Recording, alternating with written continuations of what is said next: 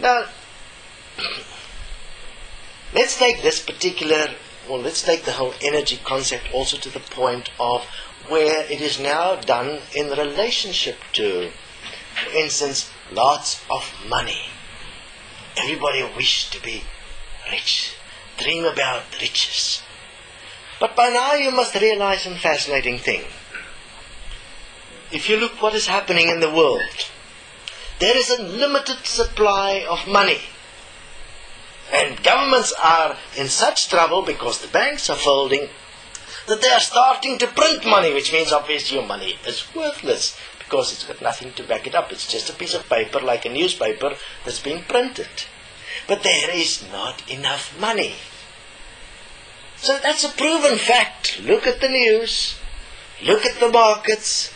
There is not enough money. There's a big flaw in the system, but we're not discussing the flaw at the moment. We're just looking at the principle and the fact that's already proven.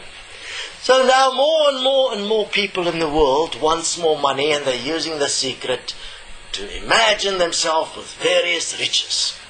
And you know what? They get the money because they focus on the point. Again, they don't look at the consequential outflow of what they're doing. That means if you work with energy and you take from one point, it comes from somewhere. So if you take money, it comes from somewhere. Within a world system that is not understood on how it actually works and how the wealth of, for instance, the Western countries were built at the lack of, for instance, the countries in Africa, that wealth in itself was actually an act of stealing. So now wishing to have while another won't have, so that you have while there is not enough within a system, would means what? You're actually busy stealing, exactly as you're stealing energy when you're masturbating.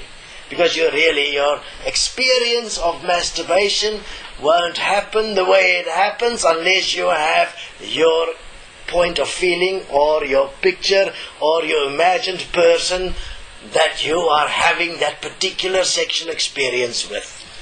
It won't happen.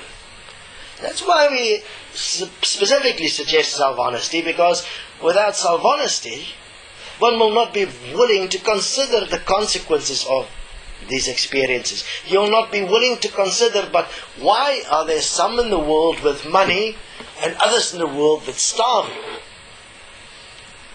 The person with money must investigate themselves self-honestly. Do they have money because of their place of birth, because of their parents, because of their upbringing, because of their particular social structure? So, the fact that they have money is not even their own design. That's a matter of birth. Those with no money is also a matter of birth. This inequality has taken the world now closer and closer to a brink of total destruction. Because more and more understand one thing, and you can imagine that for yourself.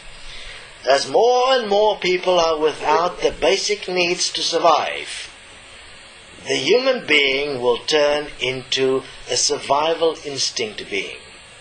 What will the human do? What will you do for your children if you don't have food? Would you steal? You will steal. Will you sell your body for money? You'll sell your body for money. You'll do whatever it takes to feed your children. We are busy creating a society which is going to have consequences for us for some time to come. And everyone have a look. You feel powerless and helpless to do anything about it. We have created a magnificent way to deal with it. We created an energetic feeling. We call it love. Let's just love the world back together. I mean, let's take that love feeling back to masturbation and sex. How well is that working? 2/3 of everyone that gets together in that feeling of love end up divorcing, isn't it? The others end up in secret relationships. So at the end of the day, very few people in this world are actually in a sexual relationship within a relationship that you can call love.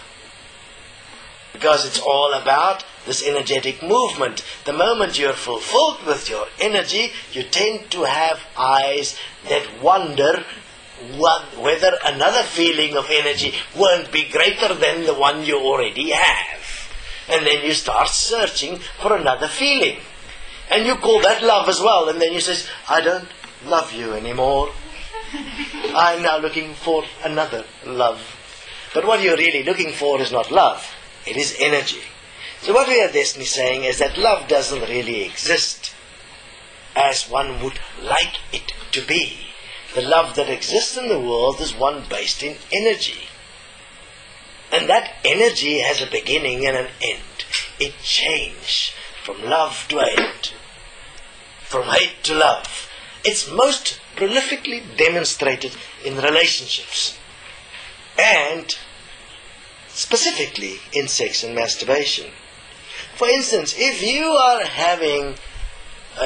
making love to your wife, and while you're making love, a picture pop in that take you to your orgasm, because that's your imaginary relationship that you have on the side, your dream relationship that you in secret masturbate about while you're in your marriage, you must know your marriage is in serious trouble.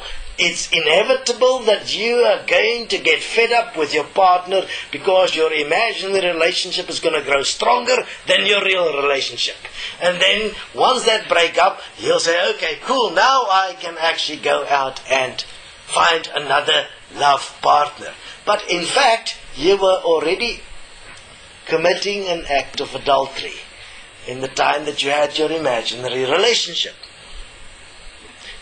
The same what happens when you are actually busy with your masturbation relationship. And understand, we are talking here about the principles that happen within energy. Don't believe what I'm saying.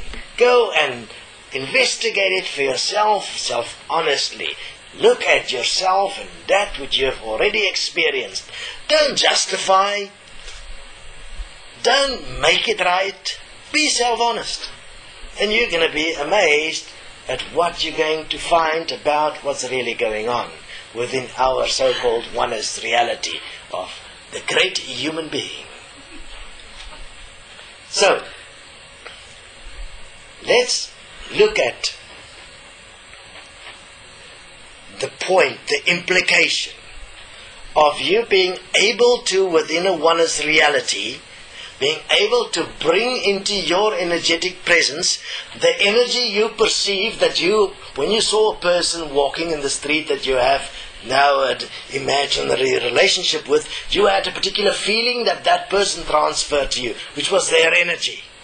That was their presence. So now you bring that presence, which is their energy, into your energy without their permission, and then you masturbate, taking them to an orgasm, creating this imaginary beautiful experience.